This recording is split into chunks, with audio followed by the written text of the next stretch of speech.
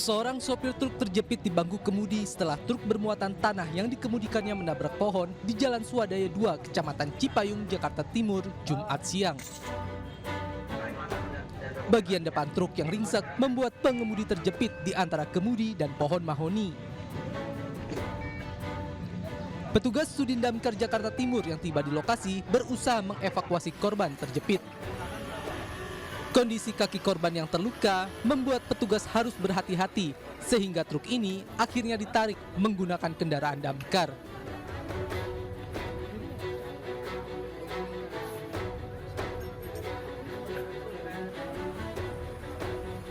Setelah berhasil dievakuasi, korban yang mengalami luka dan patah kaki langsung dibawa ke rumah sakit terdekat. Pas posisi jalanan turunan dan berbelok itu nggak dapat, akhirnya membentur ke pohon. Jadi ya, si pengemudi terjepit kaki sebelah kirinya. Kecelakaan diduga akibat pengemudi yang salah berbelok di jalan menurun hingga truk kemudian menabrak pohon. Dari Jakarta, Rio Manik, iNews melaporkan. Masih di News Pagi pemirsa ada kabar gembira nih bagi Anda para penumpang kereta api jarak jauh. Dalam rangka memperingati Tahun Baru 2023 dan perayaan Imlek, PT KAI memberikan diskon tiket kereta api sebanyak 18.000 lebih tiket diskon.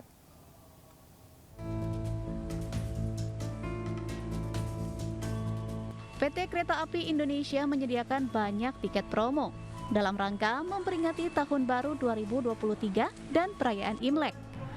Ada 18.576 tiket promo untuk perjalanan kereta jarak jauh. Mulai dari Rp100.000 untuk kelas ekonomi, Rp150.000 untuk kelas bisnis, dan Rp200.000 untuk kelas eksekutif. Promo tiket ini bisa dipesan melalui aplikasi KAI Akses mulai tanggal 20 hingga 31 Januari 2023. Dengan periode keberangkatan 21 Januari hingga 7 Februari 2023.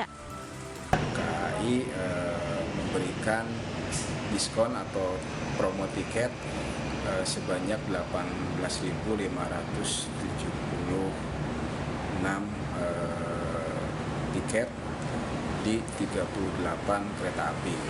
Tapi untuk yang lewat atau berangkat atau datang di Daup 6 ada 26 kereta api. Pasti senang sih mas kalau ada tuh. Senang? Iya senang. Lagi kalau harganya dapat murah.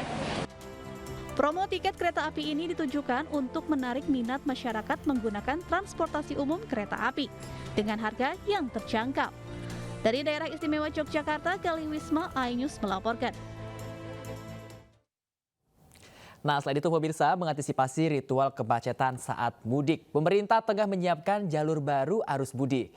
Jalur Pansela atau jalur Pantai Selatan. Jadi salah satu jalur yang sedang berbenah untuk mudik lebaran tahun 2023 sebentar lagi nih pemirsa nih. Sejumlah persiapan sarana dan prasarana dilakukan untuk menjamin kelancaran arus mudik.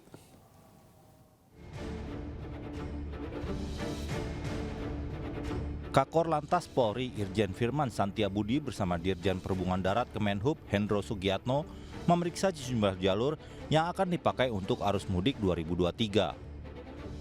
Salah satu jalur yang ditinjau adalah di Pantai Selatan atau Pansela jelang Operasi Ketupat 2023. Rute yang dilalui mencakup kawasan Pelabuhan Ratu, Mamengpek, Cipatujah, berakhir di Pangandaran.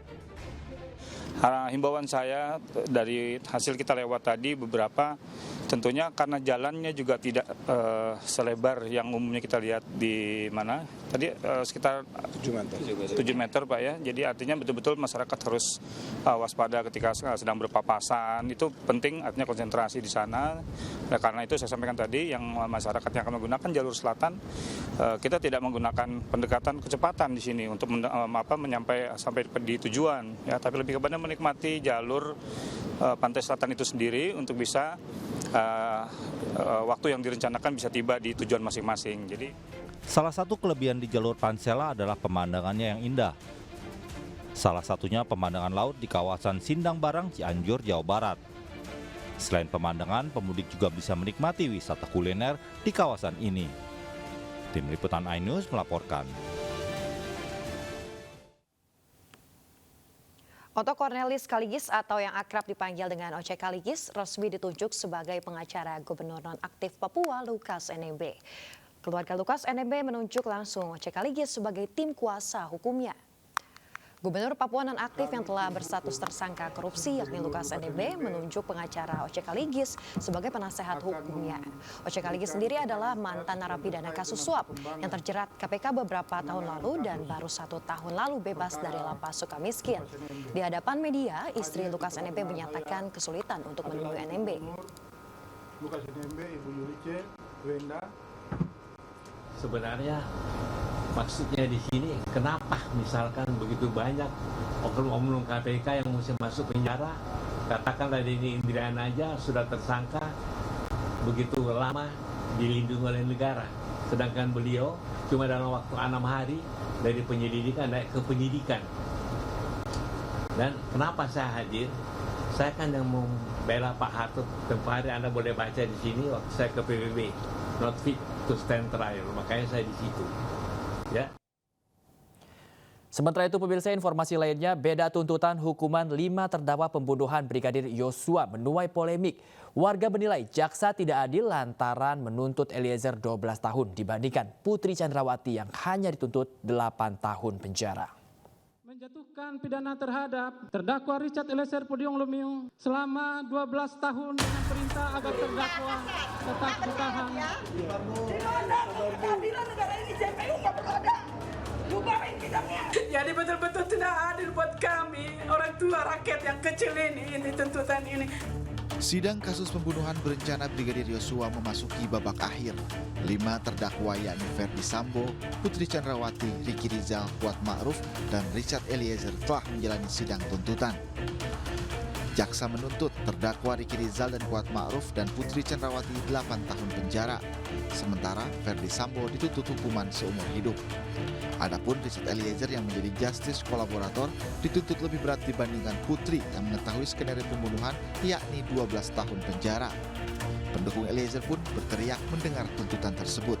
Menjatuhkan pidana terhadap terdakwa Richard Eliezer Pudium Lumiu dengan pidana penjara selama 12 tahun dengan perintah agar terdakwa tetap ditahan, dipotong masa penangkapan.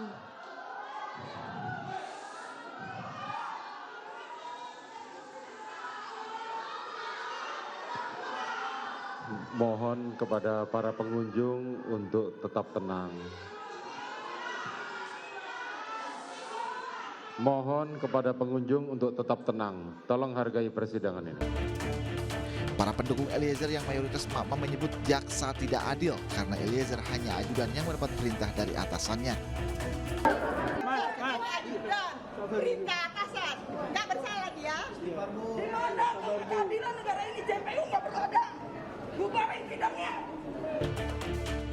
Sementara orang tua Brigadir Yosua menilai tuntutan yang dijatuhkan kepada Putri Chandrawati terlalu ringan atas pembunuhan Brigadir Yosua. Sambil menangis, ibu Brigadir Yosua berharap hakim bisa mengambil putusan yang setimpal atas pembunuhan anaknya. Jadi betul-betul tidak adil buat kami, orang tua rakyat yang kecil ini tuntutan ini. Mohon Bapak Hakim, tolong kami, berikan kami keadilan. Berikan keputusan semaksimal mungkin buat Putri yang mengetahui semua perencanaan pembunuhan ini. Menanggapi tuntutan jaksa kepada para terdakwa pembunuhan Yosua, mantan Hakim Agung Gayus Lumbun berpandangan para terdakwa bisa mendapat hukuman lebih berat atau justru lebih ringan dari tuntutan. Ada konsep yang bernama satu konsep perintah yang salah itu menjadikan misbruik van recht, artinya penyimpangan di perintah karena perintahnya masih diingatkan untuk tidak ya. Misbruik van recht ini merugikan yang memberi perintah.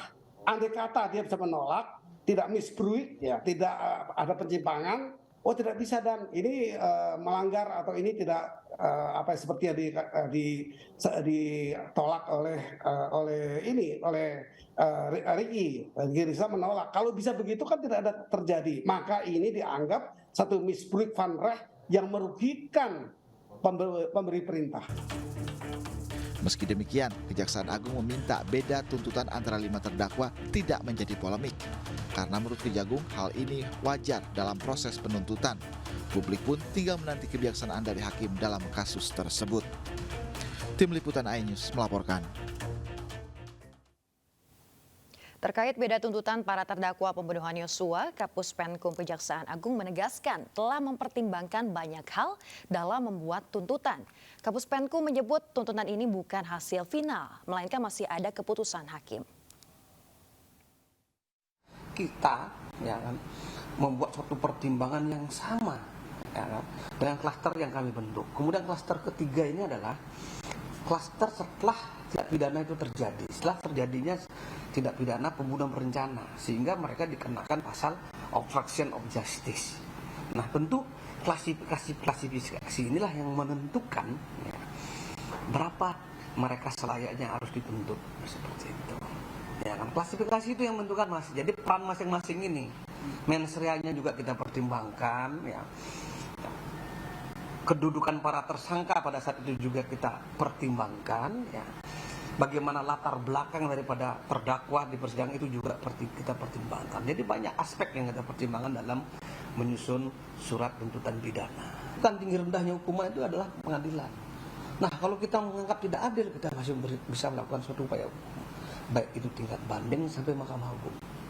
Ini masih panjang. Jadi ini bukan akhir dari segalanya surat tuntutan ini. Namanya permintaan, bisa dinaikkan, bisa lebih bahkan, atau bisa kurang. Sidang kasus pembunuhan berencana Brigadir Yosua memasuki babak baru, yakni tuntutan dari Jaksa Penuntut Umum. Ferdi Sambo terbukti melakukan pembunuhan berencana, namun hanya dituntut hukuman penjara seumur hidup.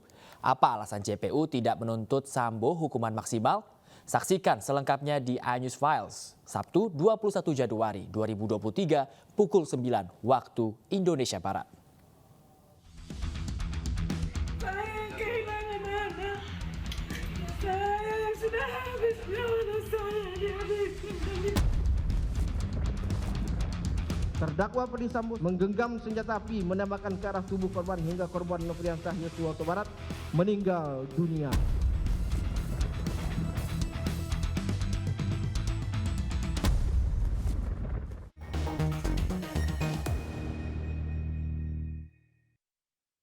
Ya, pemirsa, informasi lainnya viral di media sosial mempertontonkan seorang nenek mandi lumpur. Terkait hal tersebut, pihak kementerian dan kepolisian pun turut turun tangan. Masuk live terus kawan ya, saya hanya butuh gift teman-teman ya, saya camkan buat teman-teman. Melakukan siaran live dan mengeksploitasi orang tua membuat resah masyarakat.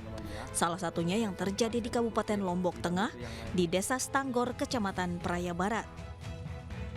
Menurut salah satu tim konten kreator dari salah satu akun, sudah 7 emak-emak melakukan mandi live. Tak tanggung-tanggung, dari hal ini pemilik akun meraup keuntungan sekitar 50 juta dalam 2 minggu terakhir. Hanya kemauan sendiri. Ya, kemauan sendiri. Total semua dari hasil TikTok. Iya. 50 juta. Ini udah 2 minggu ini. Udah dapat 50 juta. Untuk berapa lah mungkin? Untuk semua orang lah. Ya. Sementara itu, salah satu emak-emak pelaku mandi live mengaku melakukan kegiatan tersebut lantaran tergiur keuntungan yang diperoleh. Sudah 9 kali, baru 9 kali dapat 9 juta kurang sedikit. Beli apa tuh, Bu? Biaya anak, biaya suami, bayar utang, beli beras, beli kebutuhan sehari-hari. Terkait hal tersebut, Menteri Sosial Tri Risma hari ini pun turun tangan, mengeluarkan surat edaran untuk pemerintah daerah agar menindak warganya yang melakukan ngemis online. Tak hanya itu, Direktur Tindak Pidana Siber Bareskrim Polri, Brigjen Adi Vivit, akan melakukan pemanggilan kepada para konten kreator yang membuat video yang tidak sesuai ataupun yang mengeksploitasi kelemahan seseorang dalam waktu dekat. Nah, kami sudah berkoordinasi dengan, kebetulan itu lokasinya di Polda NTB. Kemudian di Krimsus Polda NTB sudah mengutus anggotanya ke sana dan si nenek ini sudah dilakukan pemeriksaan. Ternyata nenek ini bagian dari konten kreator. Jadi nenek itu berperan seolah-olah sebagai korban, seolah-olah kedinginan. Nah, oleh karena itu dalam waktu dekat kami akan melakukan pemanggilan kepada konten kreator yang membuat kreator yang menurut kami tidak pas. Lebih lanjut, pihak kepolisian akan melibatkan Komnas Perlindungan Anak dan Perempuan serta mengimbau agar para konten kreator berhenti membuat konten tak layak seperti yang dilakukan nenek tersebut. Tim Liputan iNews melaporkan. Sempat dikritik netizen, kini atlet dance sport Keisha dan Devina, murid SMPN 1 Ciawi Kabupaten Bogor, Jawa Barat, banjir dukungan. Keduanya bahkan dianggap sebagai inspirasi generasi muda Indonesia.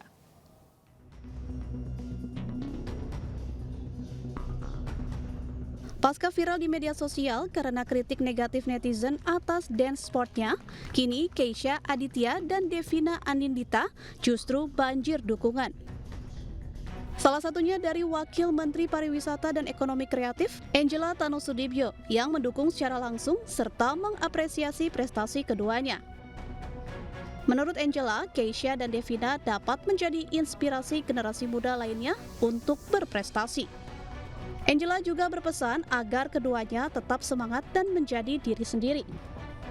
Ini suatu prestasi yang membanggakan. Jadi adik-adik ini adalah menurut saya inspirasi generasi muda dan anak-anak Indonesia yang lainnya untuk bisa terus berjuang ya, untuk terus berjuang, untuk terus berlatih dan mengikuti passion dan talenta yang sudah Tuhan berikan sehingga bisa menjadi yang terbaik bagi diri sendiri dan untuk keluarga dan untuk masyarakat.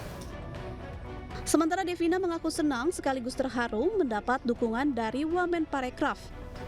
Meski baru mulai di tahun 2019, Devina dan Keisha telah banyak mengikuti perlombaan hingga mendapat emas.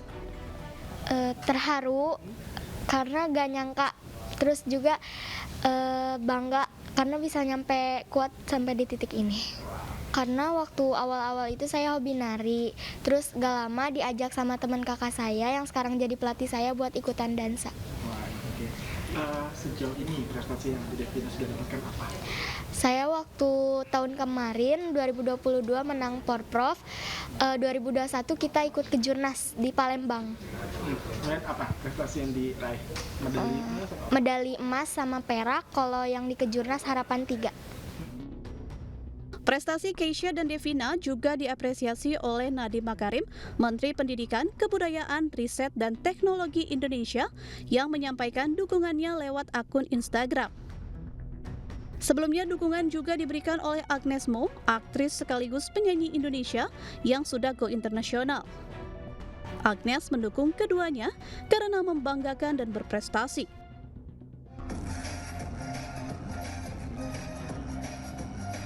Beberapa waktu lalu, aksi Keisha dan Devina saat berdansa di sekolahnya di SMPN 1 Ciawi, Kabupaten Bogor, Jawa Barat, viral di media sosial.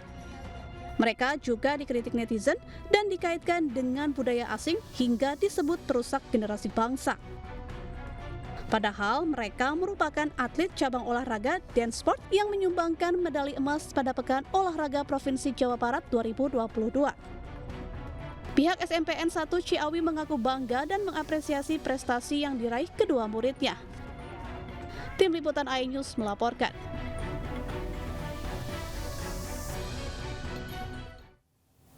Pemirsa, sebagai upaya perlindungan terhadap orang dengan kondisi kesehatan mental yang bermasalah dan juga orang dengan gangguan jiwa, MNC Peduli Vision Plus serta komunitas Menjadi Manusia menyalurkan hasil penggalangan dana masyarakat untuk pembangunan gedung isolasi baru di Panti Rehabilitasi Disabilitas Mental Yayasan Al-Fajar Berseri di Tambun, Bekasi.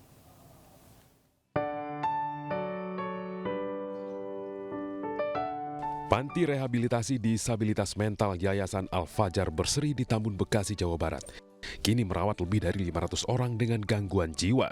Dengan adanya penderita ODGJ yang terus bertambah, pihak panti membutuhkan tambahan ruang isolasi untuk memenuhi fasilitas prasarana dalam perawatan. Membantu pembangunan ruang isolasi khusus ini, MNC Peduli bersama Vision Plus dan komunitas Menjadi Manusia menggalang dana dari masyarakat. Hasil penggalangan dana ini diserahkan kepada pihak panti di gedung MNC Financial Center Kebun Siri, Jakarta Pusat. membangun bangunan isolasi untuk para orang-orang yang memiliki gangguan jiwa gitu, karena dirawat di sana lebih dari 500 orang dan tentunya membutuhkan tempat yang lebih luas gitu ya untuk mereka bisa dirawat dan mereka bisa rehabilitasi. Kesulitannya ini karena kita tiap hari, bukan tiap hari ya, hampir tiap minggu tuh ada kiriman dari masyarakat, dari dinas sosial, dari keluarga yang sangat tidak mampu. Nah, itu dampak tadi fasilitas tempat. Nah, kebetulan kami ini kan bukan dokter gitu ya.